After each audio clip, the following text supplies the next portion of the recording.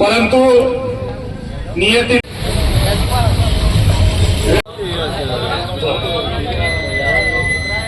वेळ आज आली असे लाडके नेते स्वर्गीय अजितदादा पवार यांना या दुःखनिमित्त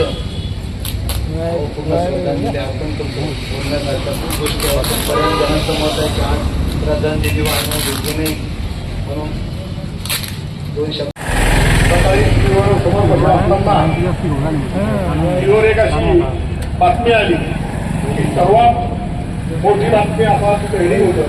आधी मी बातमी पाहिली त्या बारामतीमध्ये चोरून बारामतीमध्ये त्या राज्याचे उपमुख्यमंत्री राष्ट्रवादी पक्षाचे अध्यक्ष काँग्रेसचे राजे सातव असेल हे असे सतत धक्के महाराष्ट्राला बसत गेले आणि एक चांगले नेतृत्व गमावण्याचं अत्यंत निशब्द करणारी घटना आहे.